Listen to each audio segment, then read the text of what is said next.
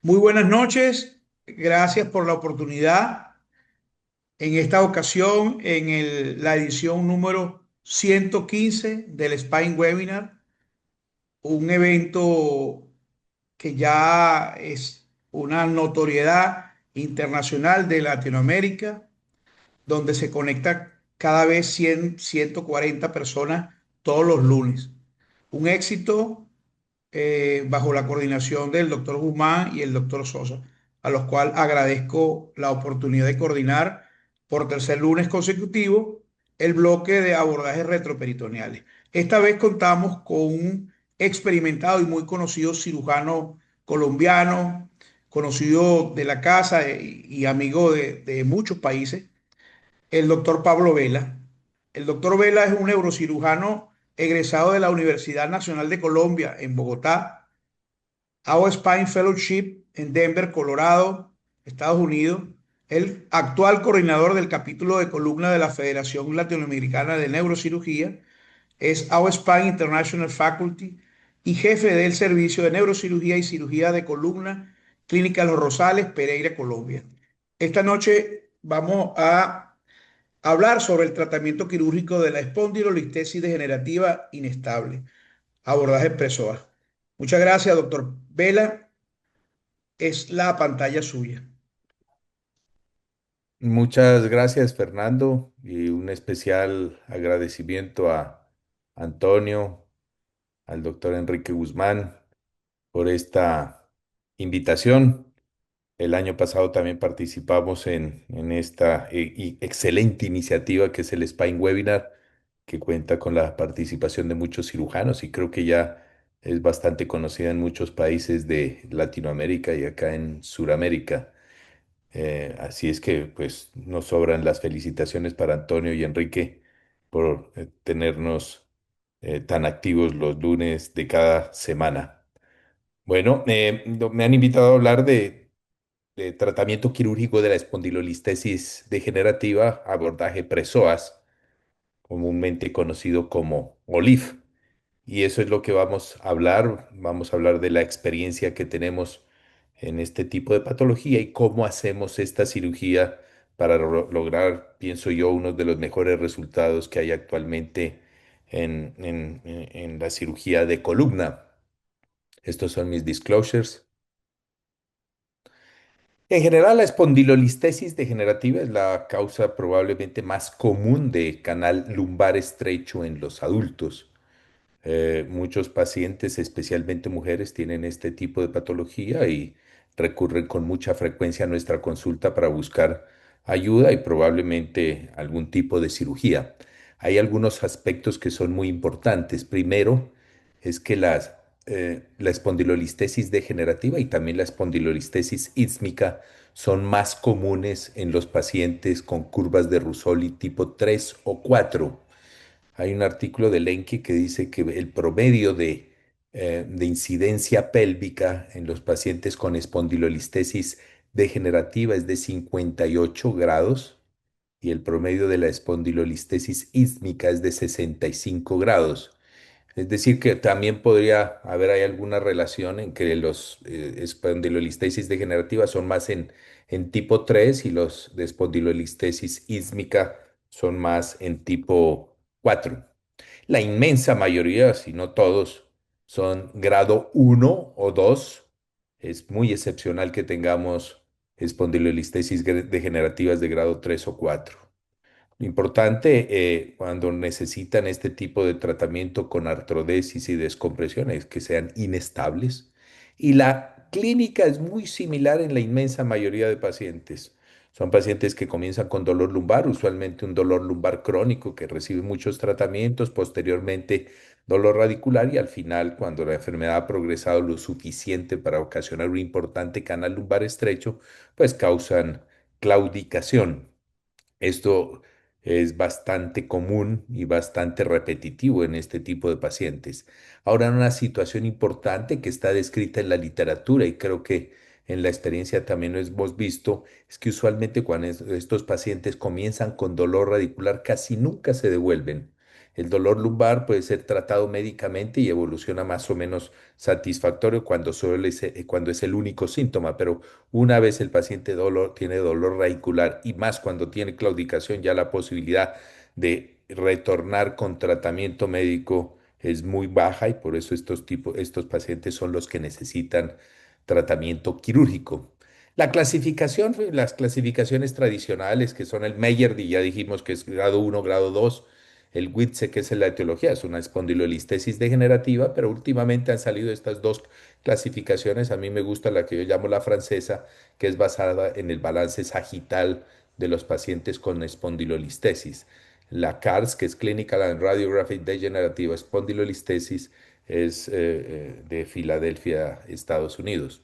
Pero esta francesa me gusta porque tiene en cuenta el balance sagital de todos estos pacientes y la clasifica uno, 2 o 3. Los tipo 3 es cuando hay un desbalance en el plano sagital, es decir, que hay una SBA más de 40 milímetros. El tipo 2 es cuando está compensado pero mal alineado, es decir, hay un mismatch entre la incidencia pélvica y la lordosis lumbar de mayor de 10 grados. Y la tipo 1 es cuando todo está balanceado, la curva está armónica y entonces son pacientes que probablemente muchos tratamientos que se hagan van a ser exitosos.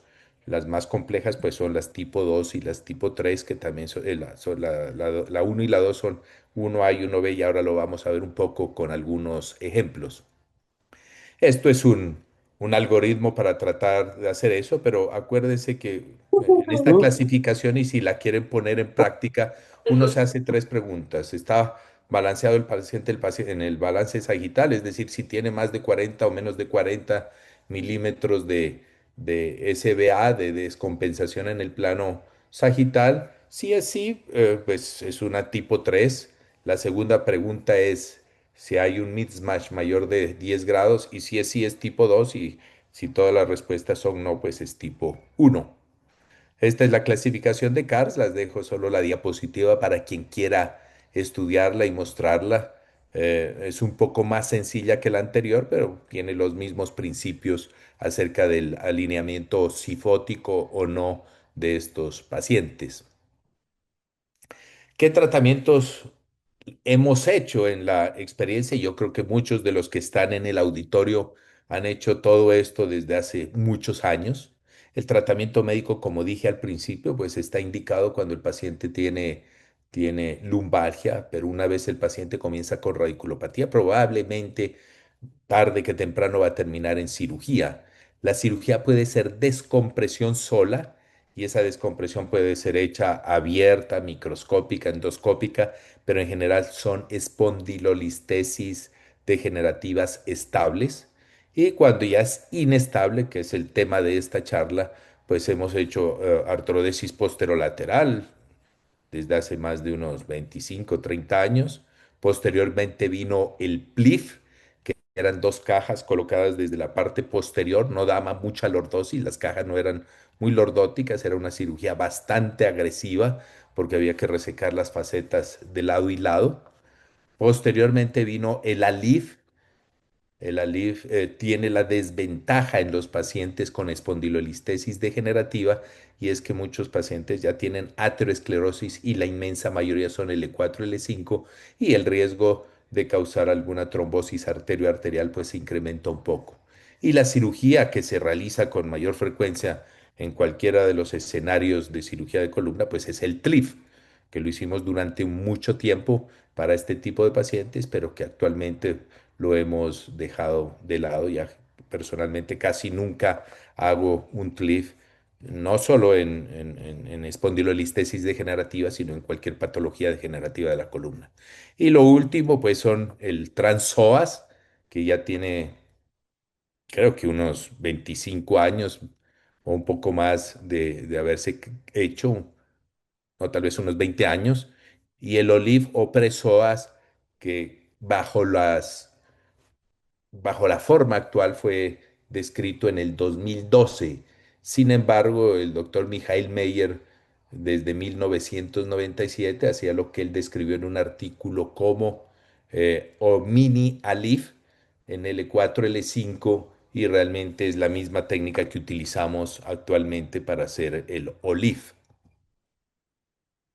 Esta es una diapositiva un poco histórica para ver cómo se ha comportado el tratamiento quirúrgico de la espondilolistesis degenerativa hace muchos años, y cuando digo muchos años es en la década del 50, del 60, lo que se hacía era pues en el 40 se hacía únicamente descompresiones, posteriormente llegó la artrodesis sin instrumentación, es decir, artrodesis intertransversa, y los resultados eran más o menos del 77% de fusión y un éxito clínico del 64%.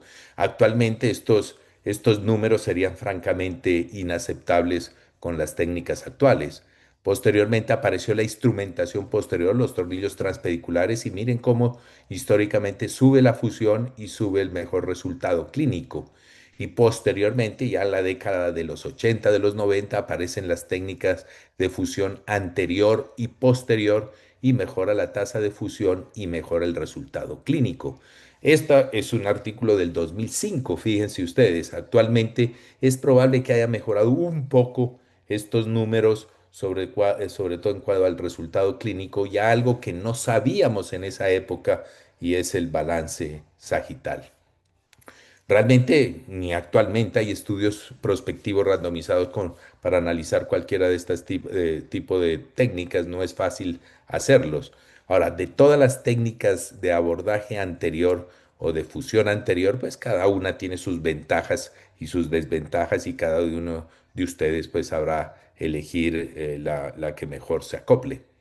Posteriormente vino la cirugía mínimamente invasiva, especialmente en el TLIF abierto menos versus mínimamente invasivo, y realmente el resultado en los primeros meses es mejor cuando se hace con mínima invasión, pero a 6 meses, a 2 años, el resultado es bastante parecido, y eso se ha repetido un poco en la literatura desde entonces. Entonces, ya más recientemente existe la discusión de cuándo hacer artrodesis y cuándo hacer solo descompresión en los pacientes con espondilolistesis degenerativa. Y este artículo me parece interesante porque da unos puntos que los hemos utilizado un poco intuitivamente desde hace muchos años, pero el hecho de plasmarlos en un artículo me parece que es un aporte muy importante. Entonces, fíjense, tiene en cuenta varias situaciones. Si la espondilolistesis es mayor de 6 milímetros, le dan un puntaje muchísimo más alto. Si hay diastasis facetaria, si hay inestabilidad dinámica más de 3 milímetros, si hay dolor lumbar, y esto me parece muy importante tener en cuenta, porque hace años siempre decíamos que el dolor lumbar no mejoraba en estos pacientes, pero actualmente sabemos que el dolor lumbar con las técnicas actuales debe tener un resultado bastante bueno. Si el paciente tiene incidencia pélvica mayor de 50, que son la mayoría, pues ya es un punto más. Cuando hay derrame pleural, y hay algunas situaciones que pueden disminuir un poco la clasificación. Cuando no hay dolor lumbar, es probable que no haya inestabilidad, y es probable que no necesite artrodesis, sino simplemente la descompresión, o cuando no hay derrame facetario y ya la articulación está colapsada, por decirlo de alguna forma. En general, según estos autores, si el paciente tiene más de 3 puntos en esta tabla, y sobre todo a los fellows que hay en el auditorio y a los cirujanos jóvenes, les recomiendo utilizarla cada vez que tengan un paciente con espondilolistesis degenerativa. Entonces, ahora les voy a mostrar cómo lo hacemos paso a paso, en forma un poco protocolaria, para tener, creo yo, mejores resultados clínicos. Lo primero es tener una radiografía panorámica. Me parece que actualmente todos nuestros pacientes deben tener una radiografía panorámica para tener un buen tratamiento. ¿Y qué nos aporta la radiografía panorámica? Pues todos los parámetros espinopélvicos que son tan importantes en la actualidad para tratar los pacientes no solo con espondilolistesis, con cualquier patología de la columna. En este caso, pues vemos en la radiografía panorámica claramente una espondilolistesis aquí en L4, L5, con un muy buen balance sagital. Esta paciente no tiene alterado el balance sagital, y fíjense que ni siquiera tiene cifosis en el segmento, está lordótico, pero es una paciente que tiene dolor lumbar de muchos años, dolor radicular, no tiene claudicación y no hay déficit neurológico. Es una paciente relativamente joven para este tipo de patología, pero bueno, siempre medir estos parámetros todos, les recomiendo hacerlo, hay diferentes formas de lograr estos números, pero para llamarles la atención, miren que hay un desplazamiento claro, esta paciente en forma típica tiene una lisis en el E4, la incidencia pélvica está en 51, como les he dicho, es lo más común. No hay alteración de los balances en esta paciente. El SBA está bien, el Global Tilt también está bien y lo que nos da es en el Gap Score, que pueden utilizarlo para tener una mejor visión de este tipo de casos. Recomiendo y sobre todo a los cirujanos jóvenes, y les he insistido mucho en la FLAN, ya hicimos un curso en Lima de balance sagital, porque la verdad seguimos muy limitados en cuanto al conocimiento y en cuanto al análisis del balance sagital de los pacientes con este tipo de patología.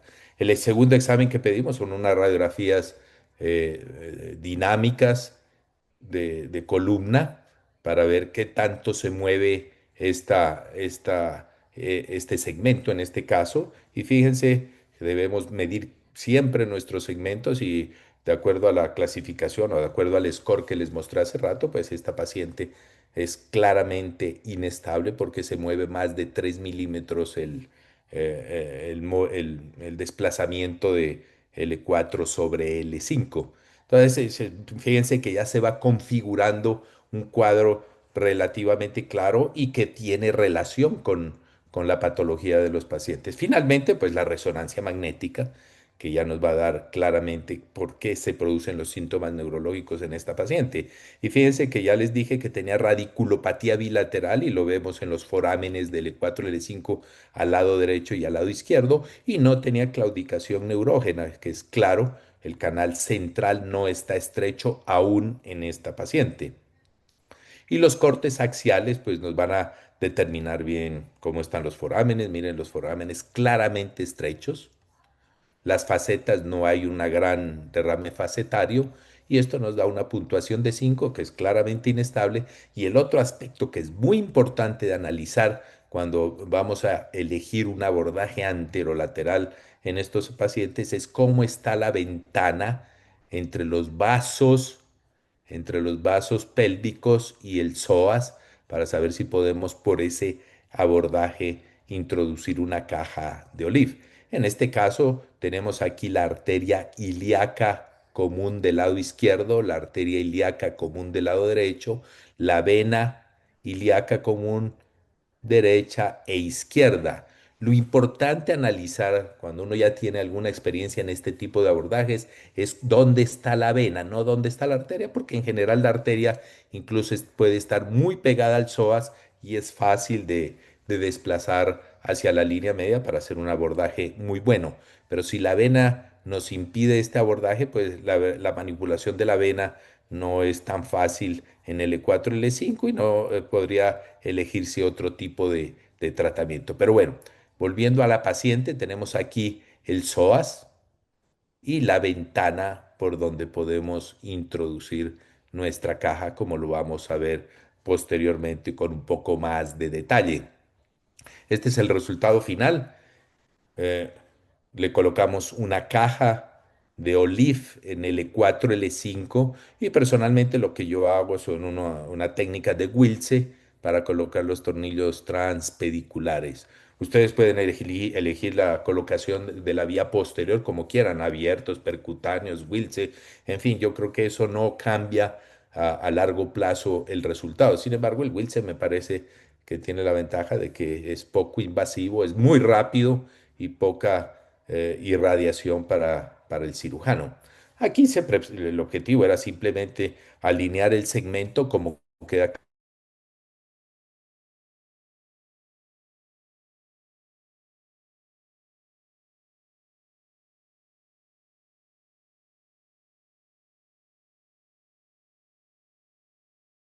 obras con esta técnica para reducir la listesis. No se necesitan tornillos de reducción, ni mucho menos, pero lo que se logra simplemente con colocar una buena caja es hacer la reducción de la listesis y por supuesto hacer una descompresión indirecta de este foramen. Mire cómo cambia el foramen entre el peri y posoperatorio, es decir, no hay que hacer laminectomías, ni facetectomías, ni ningún otro tipo de tratamiento en este caso para descomprimir las raíces de esta paciente y la evolución es bastante buena y rápida.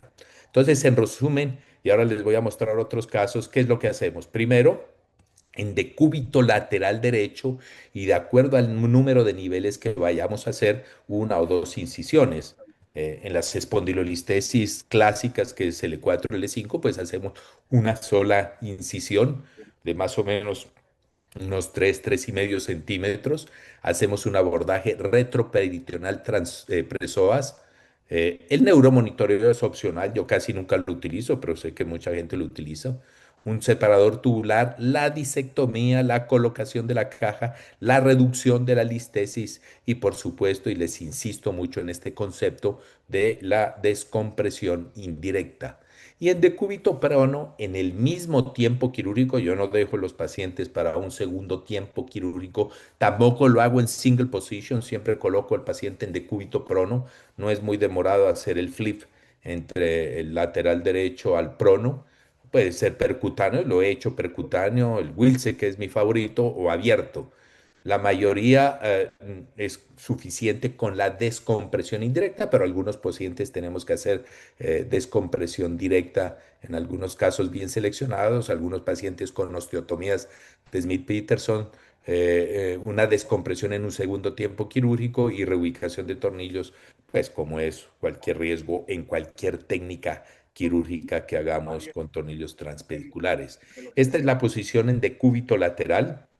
En general, se puede abordar desde L1, L2 hasta L5, S1. Cada uno de estos segmentos tiene sus facilidades, sus detalles técnicos que deben ser tenidos muy bien en cuenta. Por ejemplo, si vamos de abajo hacia arriba, el E5S1 realmente es una técnica de alif.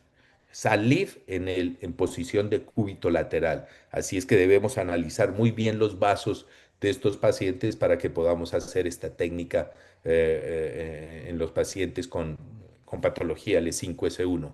L4, L5, vuelvo y les insisto, es el disco más difícil que hay para todas las técnicas, no solo estoy hablando del OLIF, pero el L4, L5 es muy importante tener en cuenta la cresta ilíaca.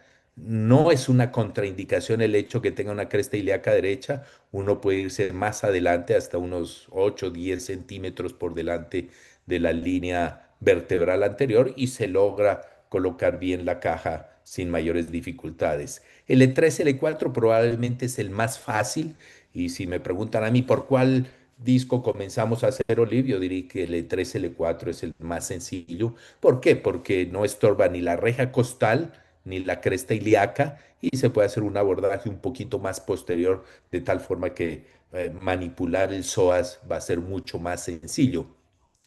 L1 y L2 y L2, L3 tienen su dificultad, que es cuál, la reja costal, las costillas, sobre todo en L1, L2, a veces tenemos que resecar un pedazo de costilla para poder abordar con más facilidad. Entonces, si resecamos la costilla, pues tenemos el riesgo de romper la pleura. Entonces, tenemos que hacer un abordaje extracavitario, extrapleural. Hay que tener experiencia en eso, pero se logra hacer y si se rompe la pleura, pues la suturamos ahí mismo y si la ruptura es muy grande, pues hay que colocarle un tubo de toracostomía. Entonces, L2, L3 y L1, L2 son un poco más complejos en ese sentido, pero se logra hacer los abordajes con bastante versatilidad. Pero para el efecto práctico de la espondilolistesis L4, L5, la posición usual es esta. Yo no coloco muchas bandas de esparadrapo, únicamente estas dos bandas. Fíjense que, por ejemplo, en este caso que tiene la cresta ilíaca alta y esta es la línea que es paralela al segmento L4, L5, probablemente, por ejemplo, un transpsoas no sería posible hacer aquí, a pesar de que algunos tienen que quebrar la mesa. En el presoas o en el OLIF, fíjense, esta distancia es más o menos unos 8 centímetros. Por aquí abordamos, colocamos el separador y podemos hacer toda nuestra cirugía a través de una incisión pequeña y a través de este separador tubular podemos hacer la cirugía que se necesite. Otro aspecto importante, y por eso lo puse en esta imagen, es que para mí es la cirugía ideal para pacientes obesos y para pacientes mayores de 65, 70 años. Para pacientes obesos, porque como ustedes ven en la imagen, todo el contenido abdominal se va hacia adelante y eso facilita mucho la disección en estos pacientes. Por ejemplo, cosa que no ocurre con el ALIF. El ALIF, sin ser una contraindicación, es más difícil en hacer pacientes que tengan un índice de masa de corporal mayor a 30, 32. Estos pacientes, en cambio, es ideal. Tanto el L4, L5 como el L5S1 mejora un poco la situación del abordaje. Y esto es lo que yo les recomiendo, sobre todo en los primeros casos que debemos ver, y ojalá en todos los casos. Este es el abordaje. No les muestro muchos detalles porque no es el tema de la charla, pero tenemos que ver el uréter, la arteria ilíaca y el psoas. Y por esta ventana vamos a entrar a colocar nuestra caja, rechazando un poco el psoas hacia atrás. El riesgo de lesión del plejo lumbosacro es mucho más baja en este abordaje que en el abordaje transpsoas. ¿Por qué? Porque el plejo lumbosacro está en la parte más posterior y al rechazar el psoas, primero no es un rechazo muy grande, hay que liberar el disco y podemos abordar sin dañar el plejo lumbosacro ni ninguna raíz. Segundo, pues obviamente hay algún riesgo vascular, pero principalmente por la arteria, porque fíjense que la vena generalmente está más tirada hacia el lado derecho y el riesgo venoso es mucho más bajo. Y la arteria pues es más fácil de manipular y el riesgo de lesión es mucho más bajo. Y el uréter, por favor, mírenlo, mírenlo. Ya me han contado en varios países que han tenido lesión del uréter eh, a- por no tener una buena apreciación. Incluso en la literatura también está reportada. Son muy raras las lesiones del uréter, pero están descritas y es una lesión seria porque obviamente hay que llamar al urólogo, sutura, catéter doble J, en fin, todo ese tipo de situaciones que se presentan cuando hay este tipo de accidente. Entonces, recuerden esta imagen cuando hagan sus abordajes presoas.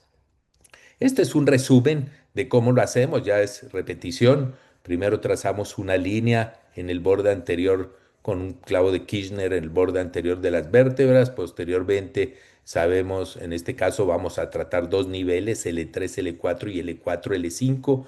Entonces una incisión entre estas dos líneas paralelas hace que sepamos dónde vamos a incidir. Ya cuando hacemos el abordaje, marcamos el disco, ponemos el, el- el- el probador para saber la altura que vamos a utilizar y la longitud de la caja que vamos a utilizar. Posteriormente colocamos la caja. Esta vista en AP es fundamental para saber que estamos en la línea media, pero la vista lateral es más importante porque uno de los problemas que tiene este abordaje es la lesión de la raíz contralateral. Así es que debemos estar seguros de que el foramen contralateral quede completamente libre. Una vez hecho eso, pasamos al nivel superior en este caso, lo hacemos en el E3, L4, bajo los mismos parámetros. Esta es una posición ideal de las cajas de Olive, que deben quedar entre el tercio medio y el tercio anterior. Esa es una posición muy buena, eso mejora un poco la lordosis y posteriormente la colocación de los tornillos. Vuelvo y les repito como ustedes lo deseen hacer. ¿Por qué cambiamos la técnica? Porque uno dice, bueno, si con el clip va bien, ¿por qué cambiar el clip? Me parece que con las técnicas anterolaterales se logran mejores tasas de fusión, de eso no hay duda en la literatura y en la experiencia son tasas de fusión que superan el 95%. El balance sagital se puede lograr muchísimo mejor que con el TLIF. Entonces, por ejemplo, en casos de deformidad del adulto, al mejorar el balance sagital desde la vía anterior, ya la vía posterior es menos agresiva que lo que hacíamos antes con grandes osteotomías. Ya se necesitan osteotomías más pequeñas, únicamente de tipo Schwab 1 o 2. Se disminuyen las complicaciones de la vía posterior, por supuesto, porque no vamos a hacer laminectomía ni facetectomía, sino simplemente la descompresión indirecta, que es muy importante. Ya les dije que los obesos, que son muy comunes en este tipo de patologías, es bastante común. La reducción no necesita maniobras especiales y por tanto debemos esperar por lo menos a corto plazo resultados clínicos mejores. Probablemente a largo plazo y en personas con experiencia el resultado sea muy similar. Les voy a hacer un poco de énfasis en la descompresión indirecta porque a veces veo y me preguntan con alguna frecuencia si esto es cierto en la vida real. Entonces, miren, este es un ejemplo muy práctico y muy rápido. Miren esta estenosis foraminal aquí por desplazamiento de esta faceta con compresión de estas raíces nerviosas. En el posoperatorio, con una caja de Olive, sin hacer nada por vía posterior, mire cómo se libera el canal en forma muy, muy importante. Este es el ejemplo más rápido que les puedo mostrar, pero les voy a mostrar un ejemplo un poquito más complejo. Esta es una mujer que tiene un canal estrecho en 3 niveles. Uno, cuando tiene canales estrechos, 3, 4 niveles, a veces es difícil la decisión porque la agresividad de una laminectomía por vía posterior es bastante grande, sea hecha como sea. Entonces, aquí en el E3, L4 tenemos un chisas 2, un chisas C. Miren la hernia discal central aquí y miren la estenosis foraminal en el E5S1. La paciente tiene una claudicación y radiculopatía que se relacionan claramente con este problema. Esto fue lo que le hicimos a la paciente. Miren, 3 cajas, dos Olive, L3, L4, L4, L5 y un Alif en decúbito lateral con su respectiva instrumentación por vía posterior. Pero lo interesante viene aquí. Miren la resonancia a 3 días posoperatorio. Miren en el sagital y en el coronal, pero comparen el pre y el posoperatorio. Este es el E3, L4, donde estaba el Chisas C, y miren cómo mejora. Vuelvo y les insisto, sin hacer laminectomías ni nada. En el E4, el E5, aquí no le hicimos disectomía y miren cómo desaparece la hernia de disco simplemente con aumentar la altura y hacer la descompresión indirecta. Y en el E5, S1 con la caja, aquí sí se hace descompresión directa e indirecta, pues el foramen mejora considerablemente en este caso en el posoperatorio. Así es que si ustedes me preguntan, ¿funciona la descompresión indirecta? La respuesta claramente sí en alrededor del 95% de los pacientes. En ese otro 5% hacemos descompresión indirecta. Entonces, esta es más o menos la experiencia que hemos tenido. La mayoría de casos son espondilolistesis degenerativas, más del 50% de los casos. Ahí están los otros diagnósticos en donde se puede hacer este tipo de abordajes y de tratamientos. Cada vez vemos más casos con deformidad del adulto, cada vez debemos estar entrenados a manejar la deformidad del adulto. Aquí está un subgrupo de pacientes con espondilolistesis degenerativa. La mayoría son mujeres, como ya lo hemos dicho. Muchos pacientes han recibido tratamientos previos, bloqueos, radiofrecuencia, ozonos, discoplastias, algunas cirugías previas, microcirugías descompresivas, en fin.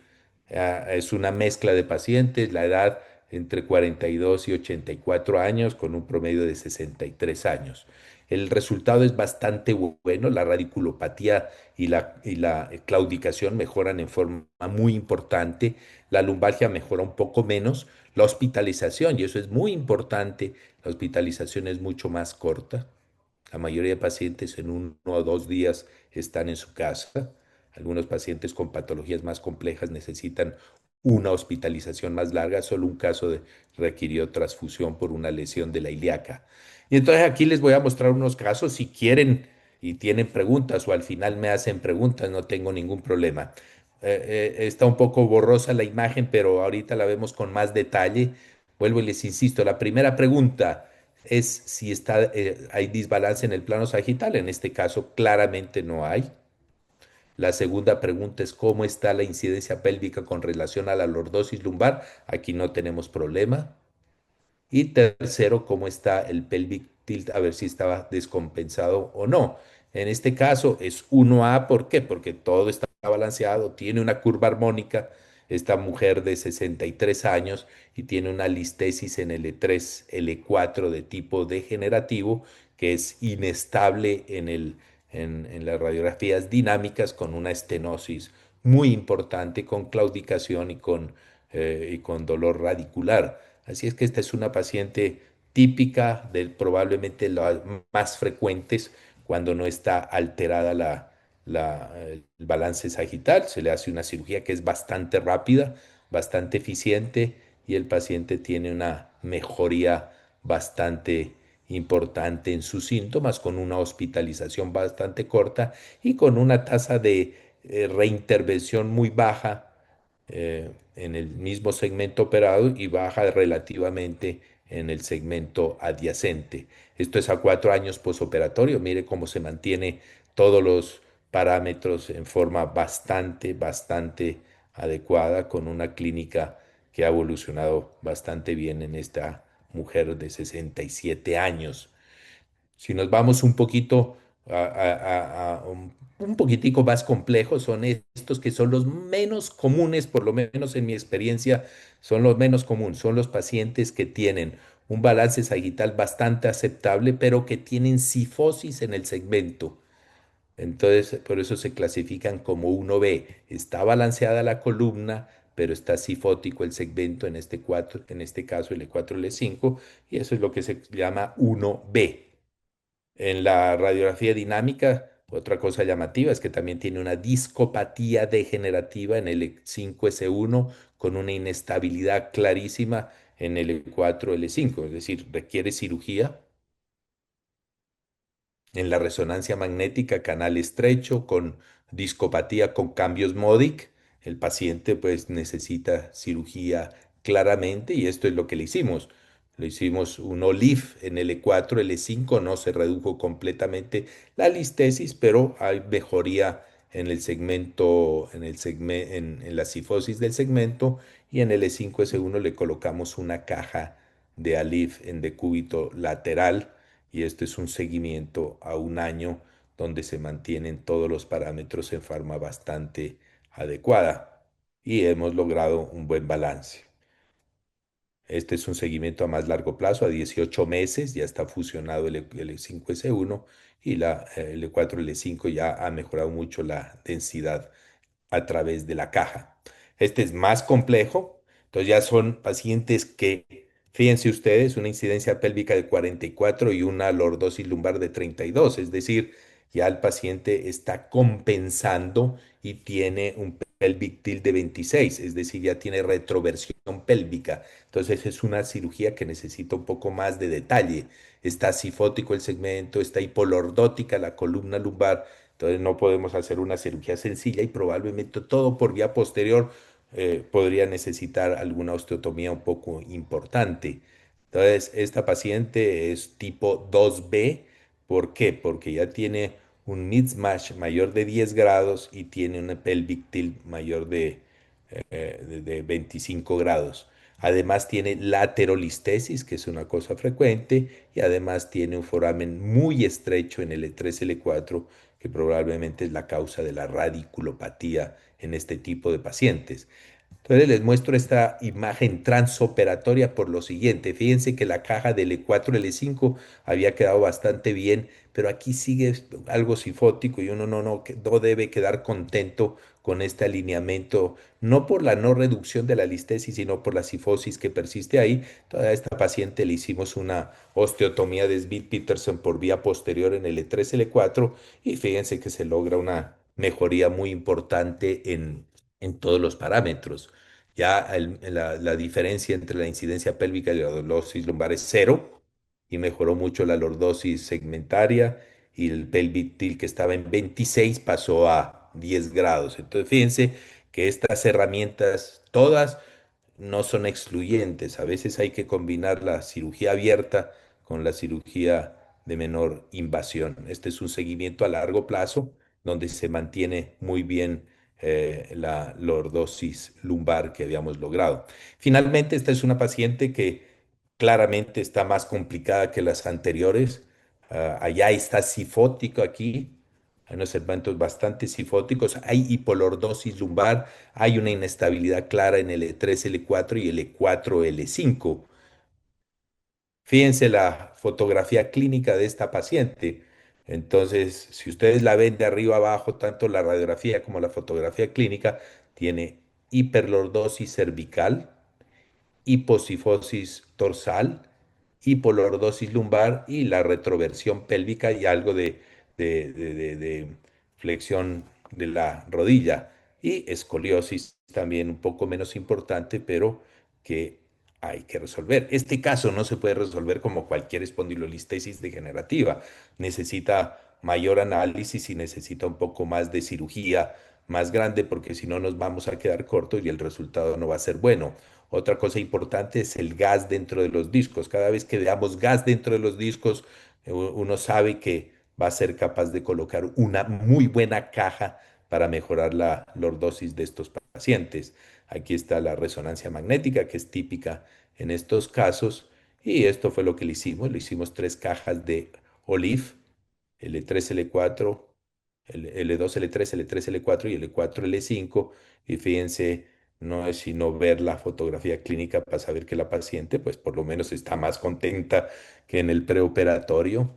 Mejora mucho la hiperlordosis cervical, la lordosis lumbar, la cifosis dorsal mejora, la lordosis lumbar y ya no tiene retroversión pélvica. Así es que miren que todos estos objetivos tenemos que planteárnoslos antes de saber qué tipo de cirugía le vamos a hacer a estos pacientes.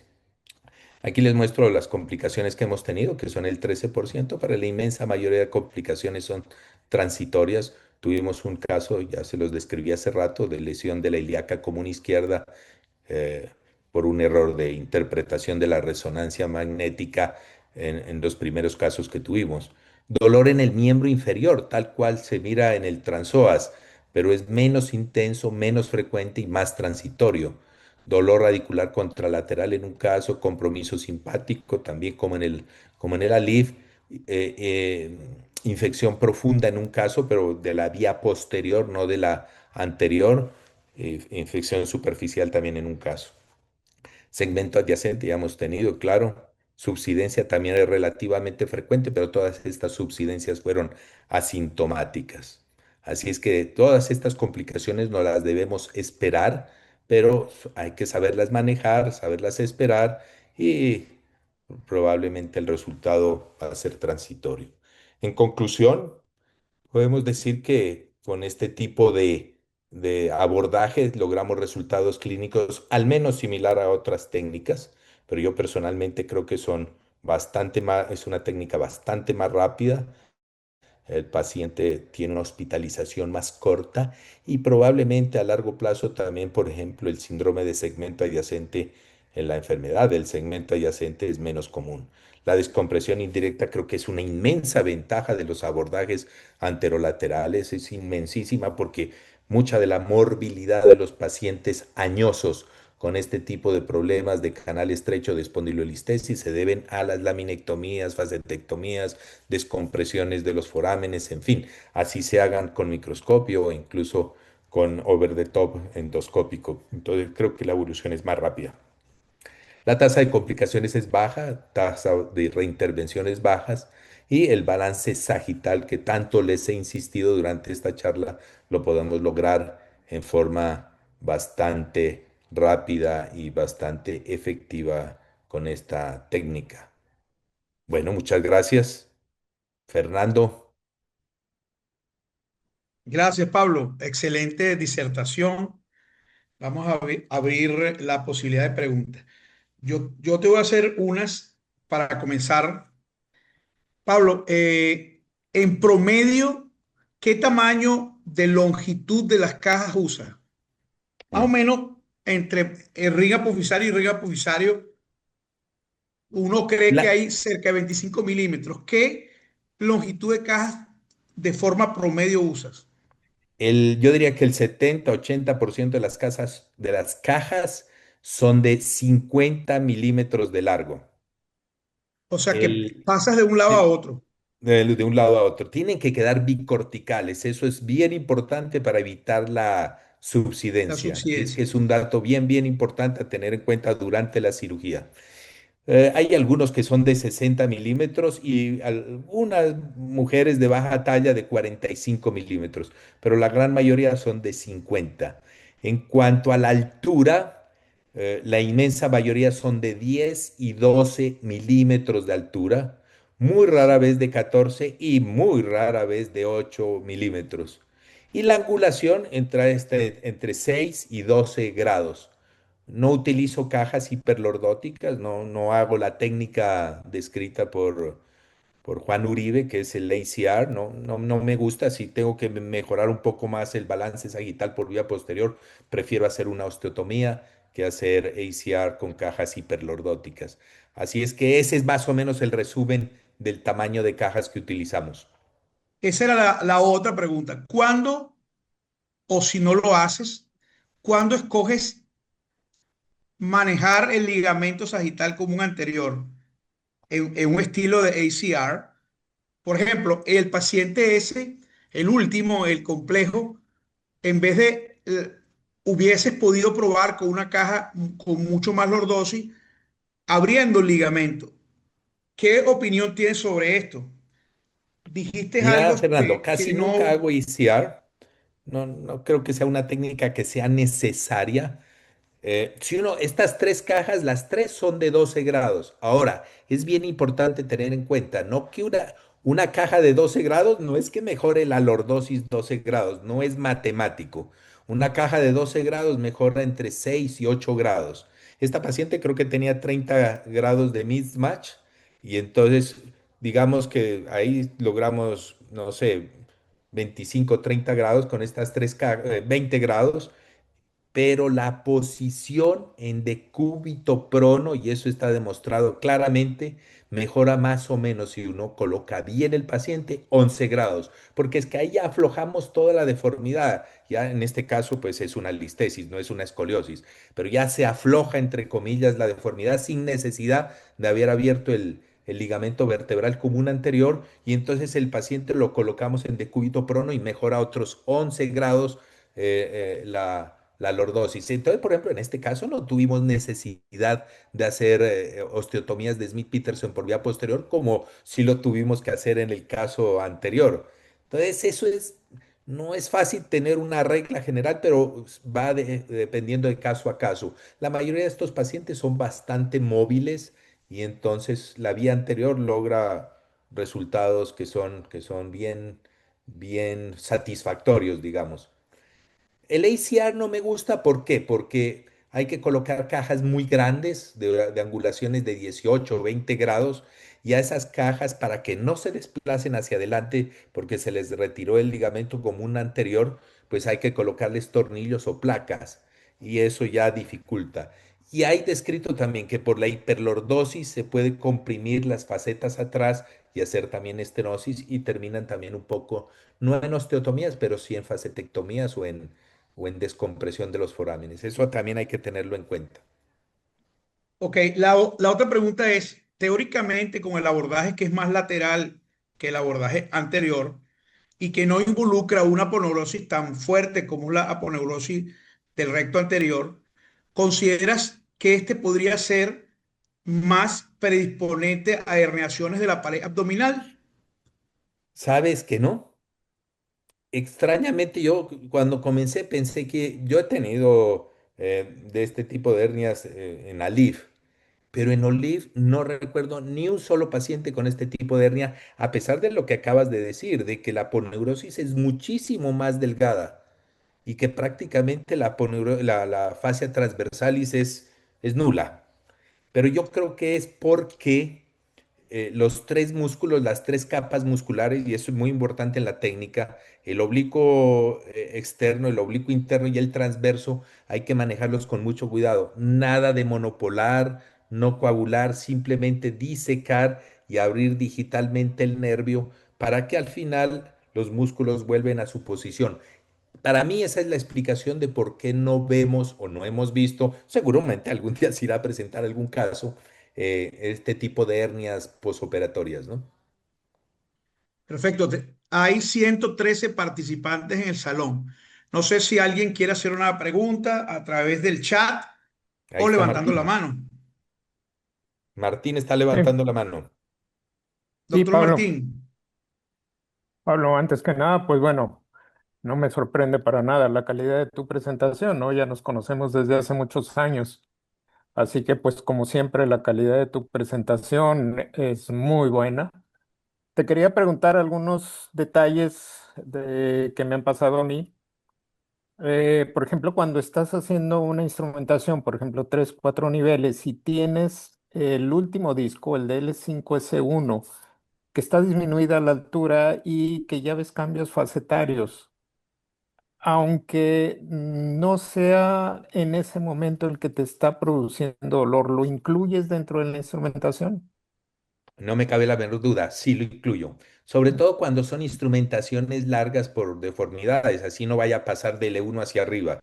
Me parece que el E5S1 es la clave para mejorar la lordosis lumbar. ¿Por qué? Porque ahí sí podemos colocar cajas más grandes, colocamos cajas de 15, 18 grados y esos pacientes usualmente tienen desbalance sagital y les va a mejorar muchísimo. Y la segunda razón es para evitar complicaciones de la instrumentación en la parte baja, Ujú. aflojamientos de tornillos, pseudoartrosis en el segmento L5S1 que son tan frecuentes o eran tan frecuentes cuando no utilizábamos cajas de Alif. Por eso muchos recurren a colocar tornillos espinopélvicos, pues, al ilíaco, y Mm. entonces pues eso incrementa un poco. Pero si llegamos hasta L2, incluso algunos casos hasta L1, no colocamos tornillos ilíacos, pero sí colocamos siempre una caja en L5S1. ¿Por qué? La otra razón, L4, L5 y L5S1 tienen el 70 al 75% de la lordosis lumbar. Entonces, si colocamos dos buenas cajas ahí y logramos un número mágico, acuérdense de este número, 35 grados.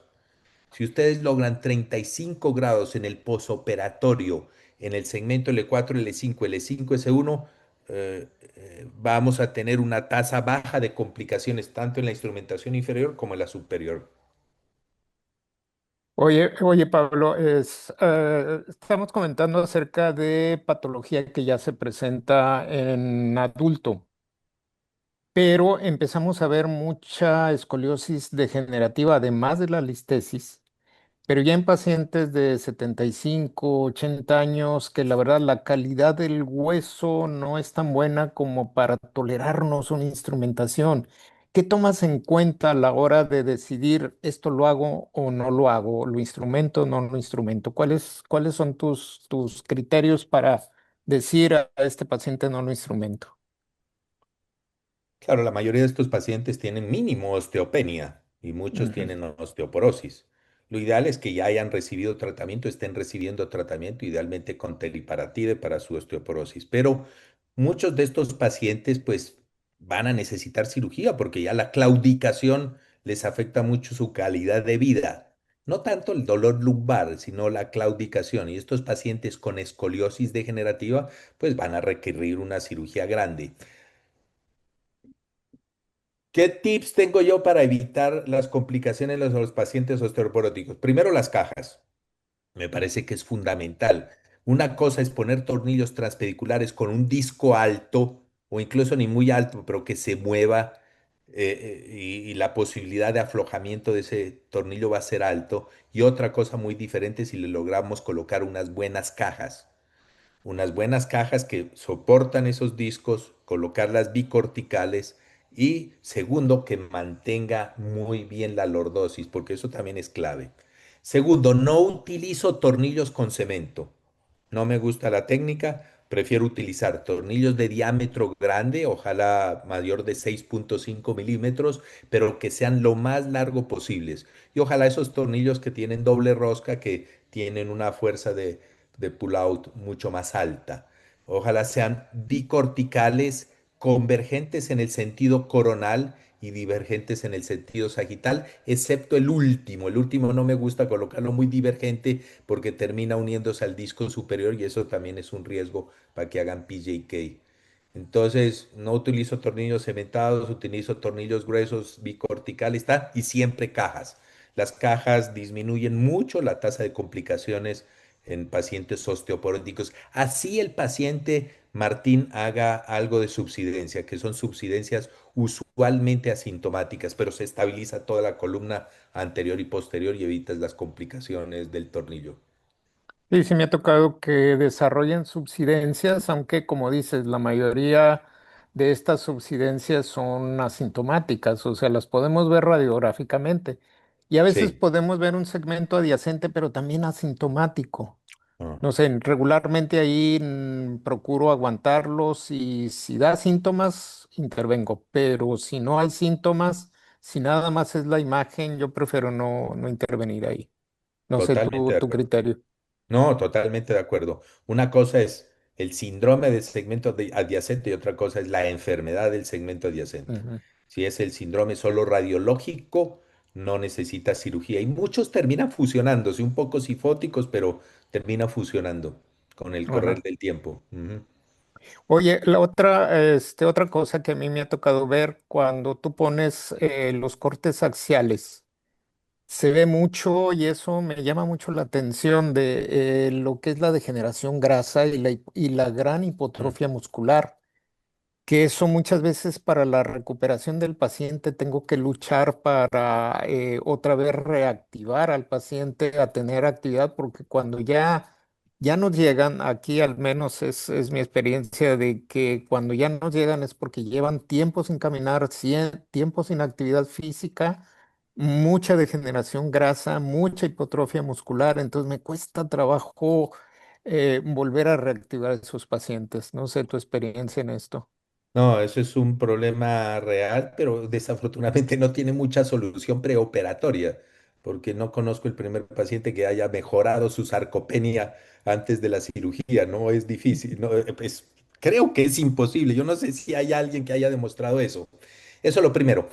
Pero me parece que la técnica de Wilce y por supuesto los que hacen percutáneos pueden mejorar un poco eso. La técnica abierta es un poco más limitada en cuanto a incluso empeorar la sarcopenia. Pero si uno hace una técnica de Wilce o los percutáneos, me parece que esa es una Sí, alternativa mejoran para, mucho, sí. para recuperar o rehabilitar más rápido a los pacientes. Sí, al menos no se daña tanto, o sea, cuando usas en ese tipo de pacientes de sarcopenia, usas técnica lo menos invasivo posible, es cuando no te puedo decir que se favorezcan más, se dañan menos, Ujú. que Se daña esa menos. sería la diferencia, no es de que se favorezca más, se daña menos la musculatura. Totalmente de acuerdo. Fíjate esta paciente, mira el tamaño de los psoas. Ujú. Es Sí, un sí, sí, psoas pero, o sea, delgadito, pequeñito. y ve la infiltración grasa que Y mira la tiene en la infiltración grasa musculatura acá atrás. posterior. Claro, pero el paciente Ujú. está muy sintomático. Este paciente, la calidad de vida, todos los scores de calidad de vida están afectados.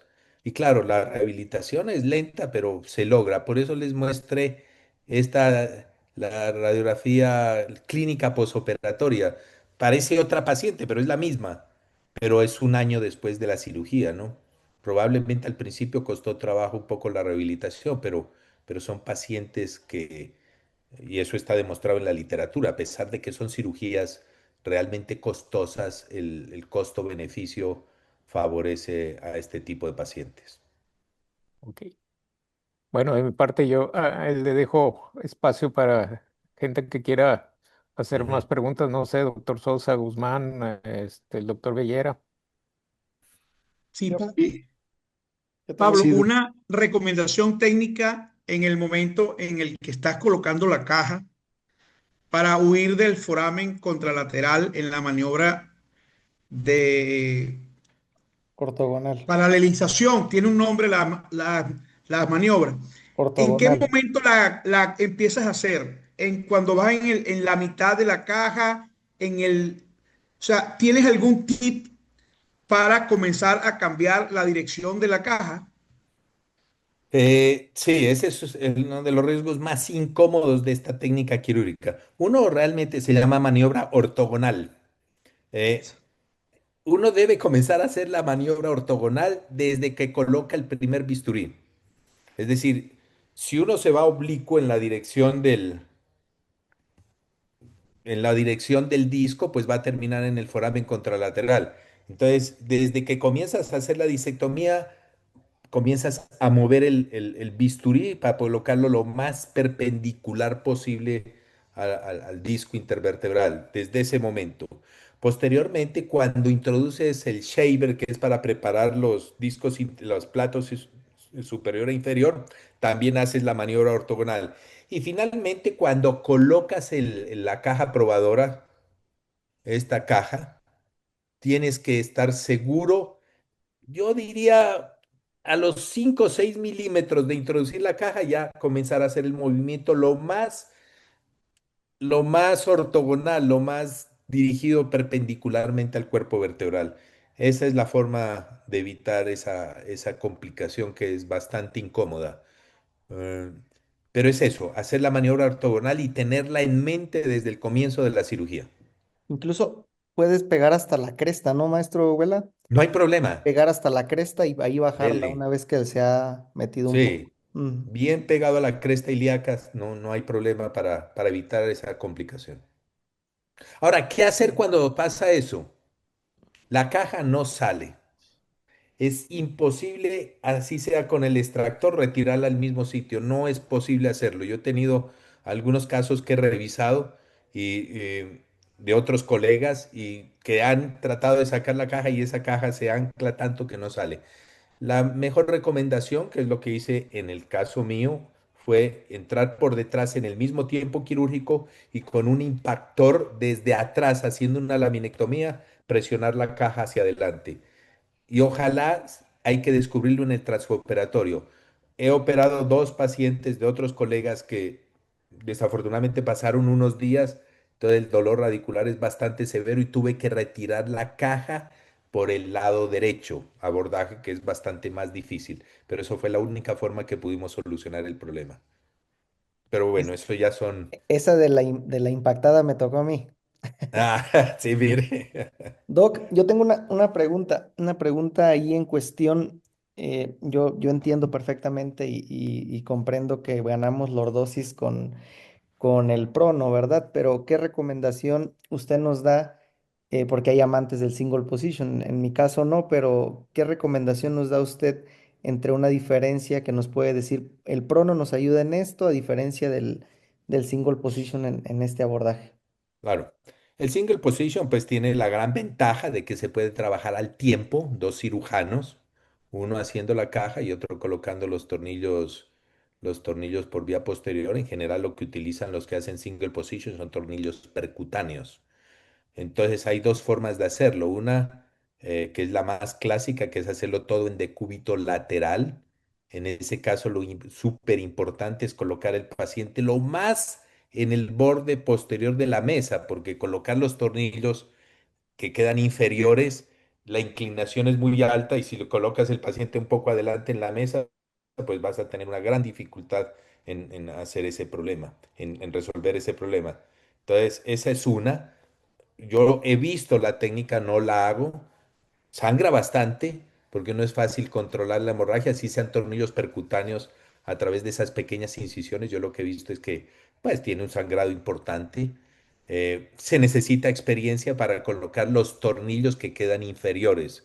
Eso hay que tenerlo en cuenta. Los tornillos que quedan inferiores serían los del lado derecho. Pero bueno, hay gente que lo hace con bastante facilidad.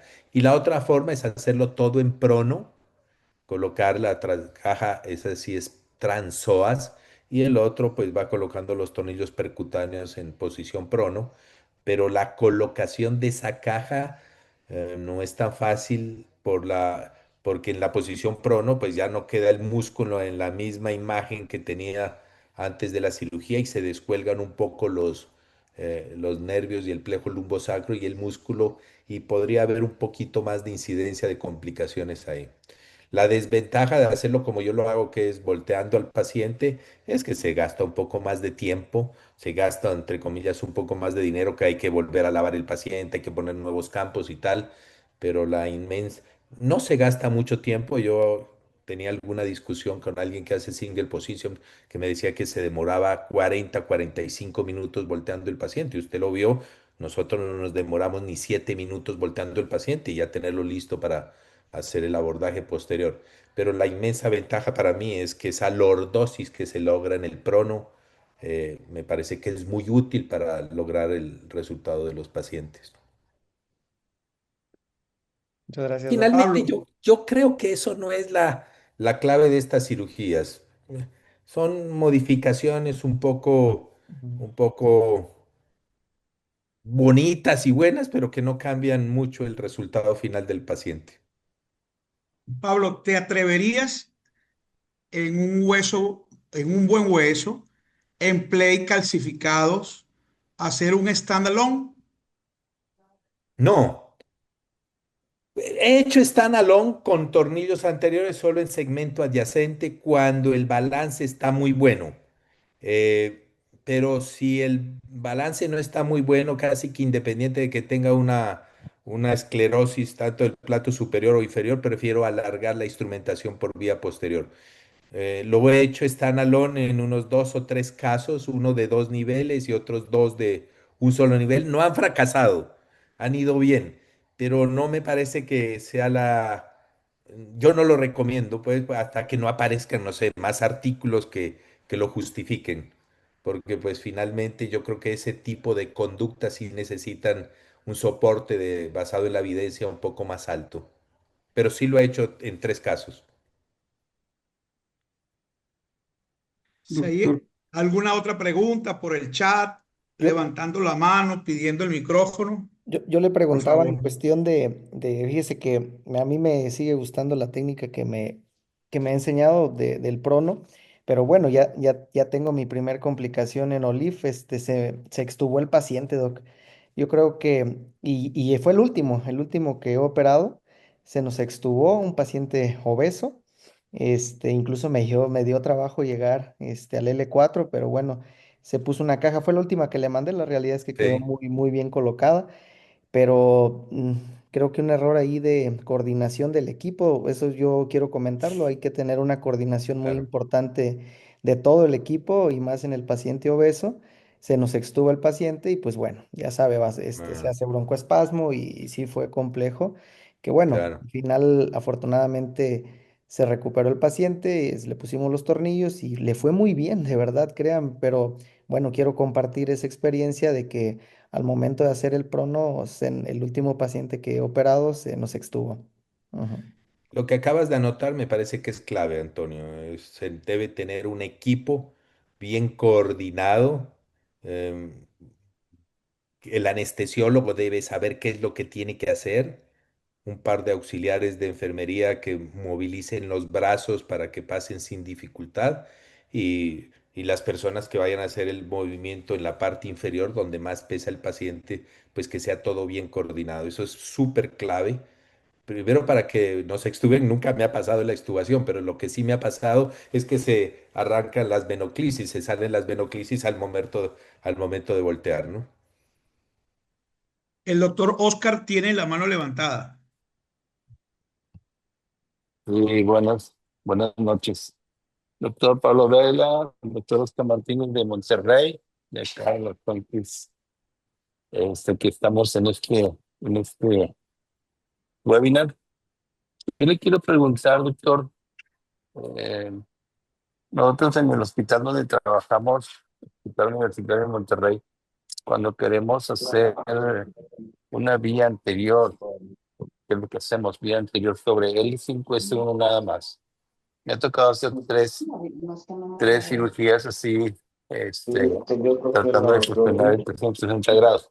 Mi pregunta es, ¿cómo le hacen la técnica a usted para poderse colocar una caja en esa posición oblicua para L5S1? Porque nosotros entramos un tipo Fanstein retroperitoneal, nos colocamos en medio de las dos arterias que emergen y ahí hacemos de una manera centrada ya la caja, pero es por delante. ¿Qué técnica Ok. usa para poderla poner en buena posición? Bueno, esa pregunta es súper buena y súper interesante. No, Oscar, un saludo primero. Eh, Mire, la técnica en decúbito lateral para el E5S1, digamos que es un grado más alto de las técnicas de abordaje anterolateral. Primero, en el 5S1 de cúbito lateral, eh, deben estar los vasos perfectos, es decir, deben estar bien separados para que haya una buena ventana. Si el vaso no está perfecto, yo prefiero hacerlo en decúbito supino, así esté haciendo una deformidad. Entonces, primero lo que hago es el Alif L5S1 en decúbito supino, como usted lo acaba de describir.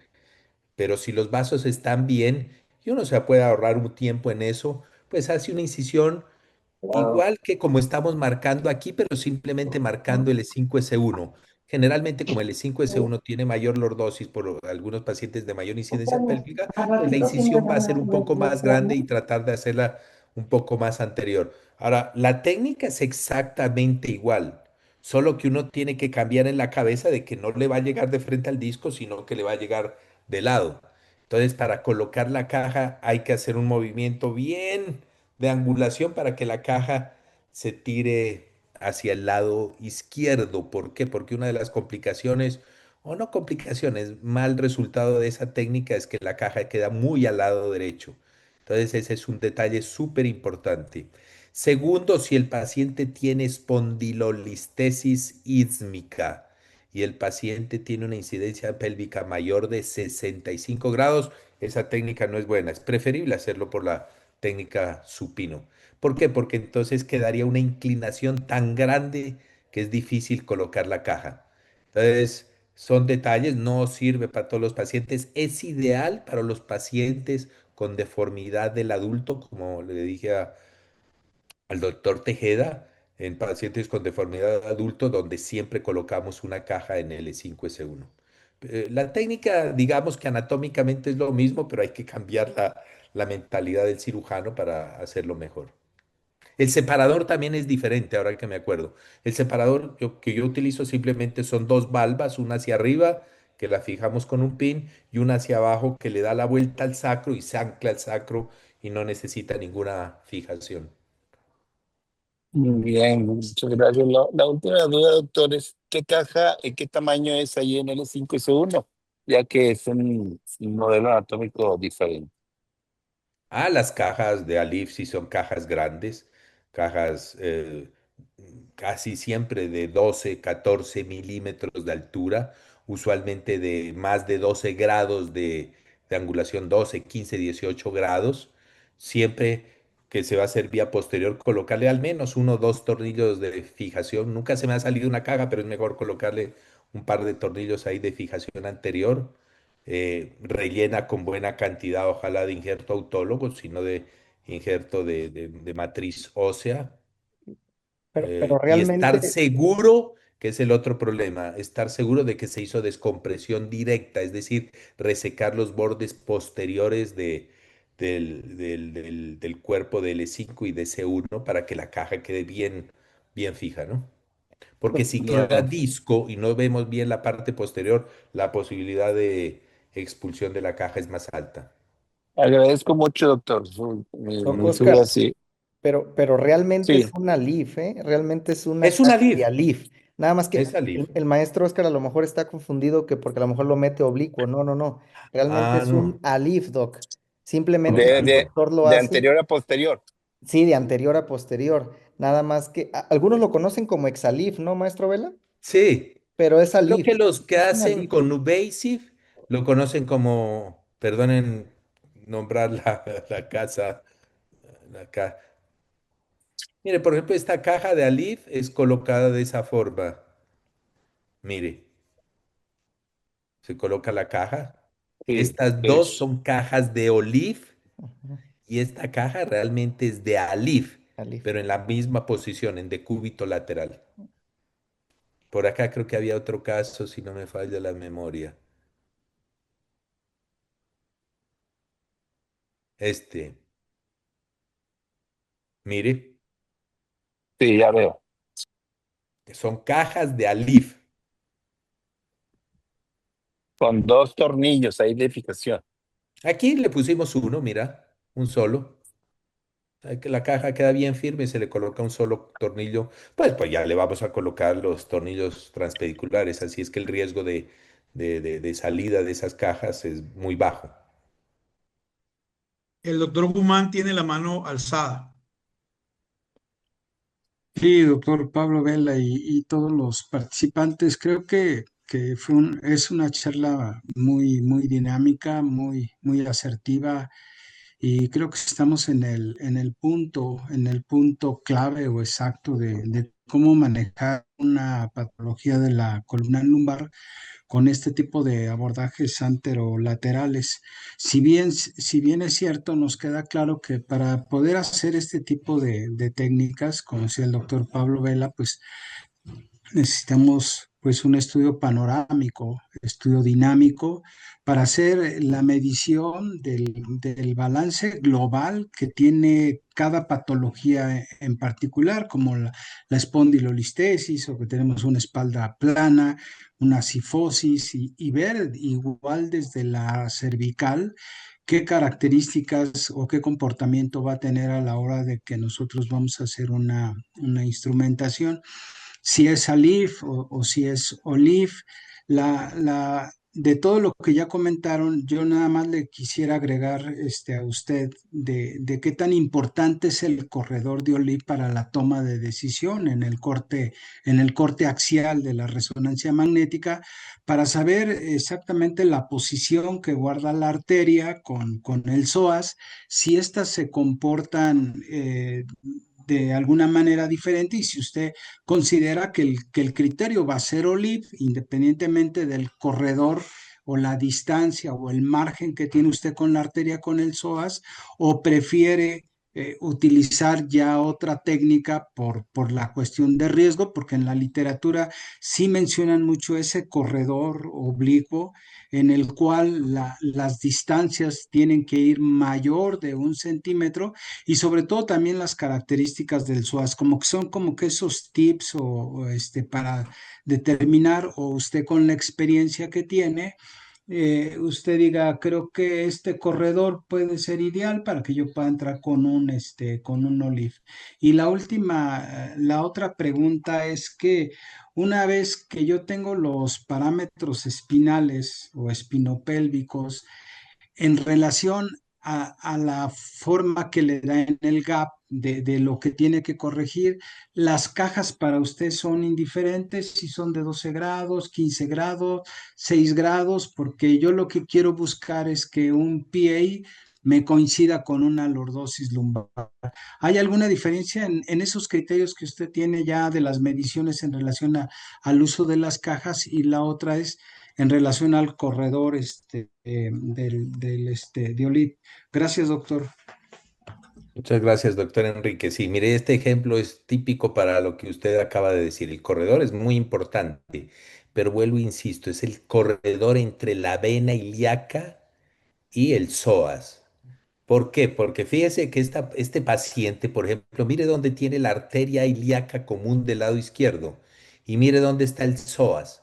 Entonces al principio considerábamos esto prácticamente como una contraindicación para hacer el abordaje, pero actualmente sabemos que el paciente en decúbito lateral, esta arteria se desplaza un poco acá, y disecar la arteria y desplazarla hacia adelante es muchísimo más fácil que disecar la vena. Entonces fíjese que aquí hay una ventana entre la vena, que es esta, y el psoas. Entonces si usted pone aquí, la ventana es bastante más grande. La otra gran ventaja de la arteria es que está más superficial y más alta que la vena. Entonces, este es el ejemplo típico. Claro, el corredor es súper importante, pero es entre la vena ilíaca y el psoas. El tamaño del psoas también es importante. Eh, Se describe el psoas grande, así con orejas de Mickey Mouse, pero ese es más delicado para los pacientes cuando se va a hacer abordaje transpsoas. ¿Por qué? Porque la posibilidad de lesión del plejo lumbosacro es más alta en esos pacientes, porque acuérdese que el plejo lumbosacro son estas bolitas negras que se ven aquí, ¿correcto? Entonces, esos pacientes que tienen oreja de Mickey Mouse aquí, el plejo lumbosacro queda muy expuesto. Al principio nos costaba trabajo con esos músculos así de grandes, y también decir que realmente el problema es en el E4 y el E5, en los otros segmentos no hay mucho problema. Pero actualmente también lo podemos manejar, se coloca una buena valva en la parte más anterior del psoas, la desplaza y ahí sí ponemos el separador tubular. Lo mismo con la arteria. Primero desplazamos la arteria hacia adelante y luego colocamos con facilidad el, con más facilidad el separador tubular.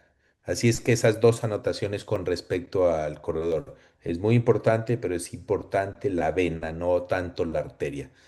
Es probable que al principio, pues yo no le voy a recomendar hacer OLIF a este paciente, a alguien que no haya hecho OLIF y que está en los primeros casos. Este caso es para cuando uno tiene más, no sé, de 20, 30 casos de OLIF, donde ya uno conoce bien cómo es la arteria y cómo la maneja y, en fin, cómo es fácil de manipular, ¿no? Yo me A la refería otra pregunta era el gap a la versus las arteria, cajas. Eh, yo Es me muy refería a la importante el arteria tamaño de la convencional. caja y es muy importante la angulación de la caja. Los pacientes con escoliosis degenerativa son más difíciles porque los ángulos no son completamente paralelos, sino que puede haber uno así o dos así, en fin. Entonces uno debe conocer y tener en la mente cómo es la dirección del disco donde vamos a colocar la caja. Entonces, lo primero que uno logra al colocar las cajas es mejorar el balance coronal. Eso se nota inmediatamente en el transoperatorio. Lo segundo que vamos a buscar es que se mejore el balance sagital. Muchas veces tenemos que utilizar un cincel como si fuéramos a hacer una osteotomía lentamente a través del disco para que nos dé un espacio y el disco se va aflojando y vamos a ser capaces de colocar una caja de mayor angulación. Ahora, como le decía hace rato, no es que una caja de 6 grados vaya a mejorar 6 grados el balance sagital. Desafortunadamente no es así. Una caja de 6 grados mejora más o menos 4 grados, 3 4 grados. Una caja de 12 grados mejora 7 hasta 10 grados. Y una de 15 grados mejora 12 grados. Pero esa sumatoria, 3 4 cajas van mejorando. Y el paciente va aflojando. Uno nota que va aflojando y lentamente va mejorando el balance sagital. Cuando lo ponemos en decúbito prono, nos vamos a ganar los 11 grados que le digo de la buena posición. Pero si necesitamos más, hay que hacer osteotomías. Lo que pasa es que la osteotomía, uno es más fácil, porque ya están sueltas las facetas. Uno por detrás, así sean unas facetas muy anquilosadas, se aflojan. Entonces, hacer la osteotomía es más fácil. Y segundo, se necesitan osteotomías más pequeñas. Entonces, una osteotomía o dos osteotomías de Smith-Peterson le van a hacer ganar otros 7 8 grados por segmento. Entonces, esa es más o menos la técnica en los pacientes que tienen mucho desbalance sagital. Muchas gracias, doctor.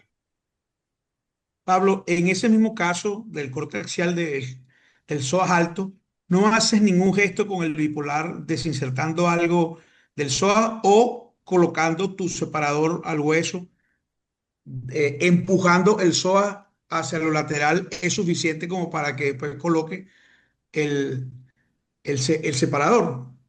No, la No verdad haces es que ningún gesto sobre el psoas. sí, sí, sí, no, la verdad es que casi siempre, no solo cuando el músculo es grande, hay inserciones del psoas al cuerpo vertebral. En el E4 y el E5 no son tan importantes, pero entre más arriba vamos, el psoas se adhiere más a los cuerpos vertebrales y sí, hay que hacerlo con bipolar y va disecando. Hay una técnica descrita por unos japoneses que no es completamente transpsoas, pero utilizan, digamos, 1 o 2 centímetros de psoas para poder entrar por ahí para evitar ese problema. Pero con el bipolar, perfectamente, sí se hace y lo hacemos casi siempre, no es que sea una cosa ocasional, pero son fibras que son fácilmente disecables. ¿Ok? Si hay alguna otra pregunta en el chat, en el micrófono, hay 85 participantes.